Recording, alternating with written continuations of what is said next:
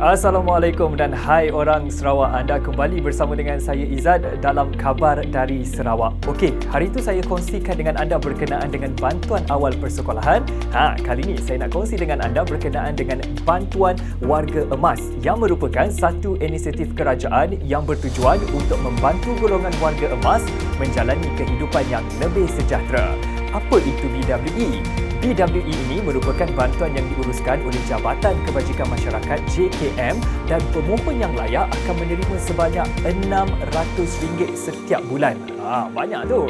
Siapa yang layak memohon? Individu mestilah mematuhi kriteria berikut.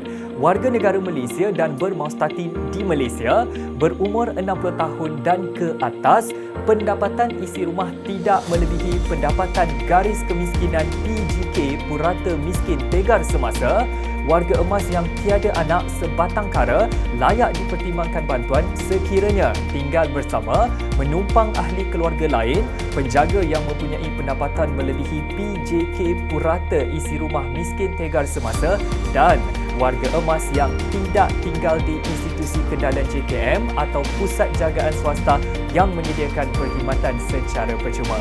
Jadi macam mana nak mohon? Ada dua permohonan anda boleh lakukan. Yang pertama, boleh pergi terus ke Pejabat Kebajikan Masyarakat Daerah PKMD yang terdekat, isi borang JKM 18 dengan lengkap dan serahkan kepada pihak JKM. Nak mohon secara atas talian pun boleh. Anda boleh terus layari portal e-bantuan JKM di www.ebantuanjkm.jkm.gov.my. Klik pada daftar permohonan atas talian, isi maklumat yang diperlukan dan cetak borang tersebut.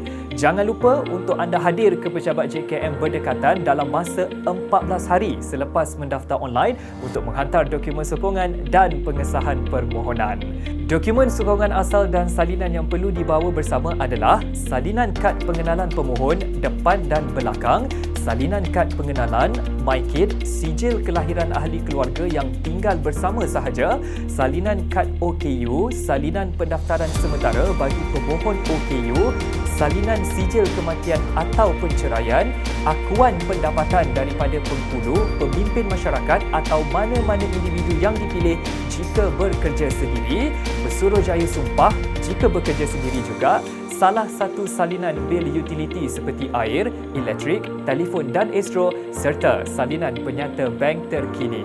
Jadi, permohonan bantuan ini sentiasa dibuka sepanjang tahun dan jika permohonan anda diluluskan, anda akan dapat RM600 setiap bulan dalam akaun bank anda.